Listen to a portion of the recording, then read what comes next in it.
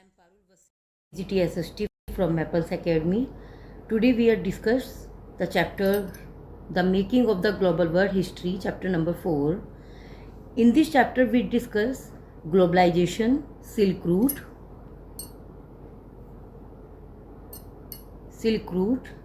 and first topic globalization. ये globalisation क्या होता है? ग्लोबलाइजेशन जैसे नाम से ही समझ में आ रहा है, globalisation refer to a economy system that have emerge in the last 50 year. पूरे वर्ल्ड को कनेक्ट करने के लिए जो एक प्रोसेस होता है, उस एक प्रोसेस को हम बोलते हैं ग्लोबलाइजेशन. ये कोई अभी से कुछ न्यू स्टार्ट नहीं हुआ है. ये जो प्रोसेस है, ये जब से ग्लोब के बारे में या जब से हमें ट्रैवलिंग के बारे में पता चला है, तो जो हमारे ट्रैवलर्स थे, ट्रेडर्स थे और एंड जो एक जगह से दूसरी जगह बहुत दूर दूर नॉलेज के लिए, अपॉर्चुनिटी के लिए, स्पिरिचुअल फुलफिलमेंट के लिए एक जगह से दूसरी जगह जाते थे, उस प्रोसेस से हमारा ग्लोबलाइजेशन बहुत तेज़ी के साथ बिल्डअप हुआ है ना. नेक्स्ट टॉपिक, डेफिनेशन अगर एग्जाम में पूछी जाए आपसे तो क्या होगी? Movement of people, goods and services cross the nation is known as the globalisation.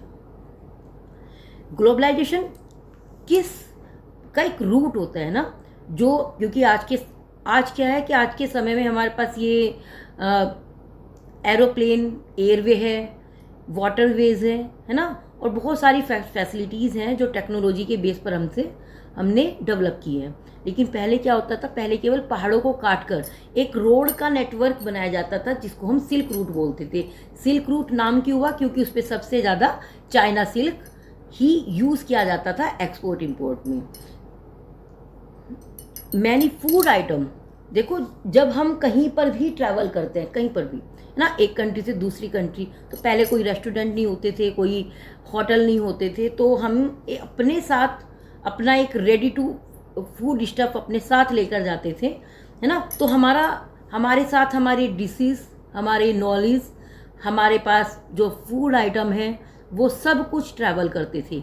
Many food item reach our country through the travellers and the traders. आते थे, जब कोई ट्रेडर्स आ रहा है, ट्रैवलर्स आ रहा है, तो अपने साथ बहुत सारे आइटम वो खाने के लेकर चलते थे, है ना. जैसे न्यूडल्स फ्रॉम द चाइना में तो नहीं गए हम अब तक, लेकिन वहाँ के नूडल्स को हम जानते हैं, है ना. अरब कंट्री से हमारे यहाँ पर पास्ता आया है जो पूरे वर्ल्ड फेमस है ना. तो फूड भी ट्रैवल करते थे, डिसीज़ भी ट्रैवल करती थी. कोरोना के आपने टाइम पे देखा ना कि बहुत सारी जो कोरोना वायरस की डिसीज़ थी, वो ट्रैवलर करके तो आई है चाइना से. पूरे यूरोप में, पूरे अमेरिका में, पूरे वर्ल्ड में ये ट्रैवलिंग के साथ आई है ना. From the 15 and 17 century European explore the world through the ocean. मतलब एक्सीडेंटली यूरोपियन को आना तो इंडिया में ही था, लेकिन वो एक्सीडेंटली कहाँ पहुँच गए? अटलांटिक ओशन क्रॉस करते हुए अमेरिका.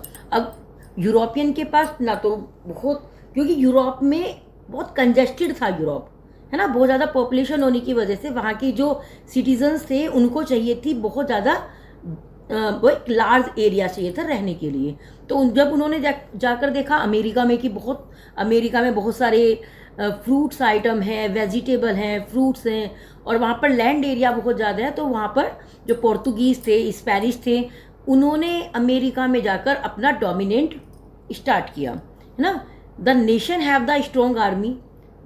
पोर्तुगीज़ के पास भी स्ट्रॉन्ग आर्मी थी, तो वो अपनी स्ट्रॉन्ग आर्मी लेकर और अपने जर्म्स को, अपने वायरस को, क्योंकि अमेरिका तो वहाँ पर पूरी तरह से इन बीमारियों के बारे में, इन डिसीज़ के बारे में, वायरस के बारे में नहीं जानता था, है ना. तो यूरोपियन बहुत अच्छे से जानते थे, वो अपने आप को वैक्सीनेट करवा चुके थे, तो वो इस बीमारी से लड़ना भी जानते थे.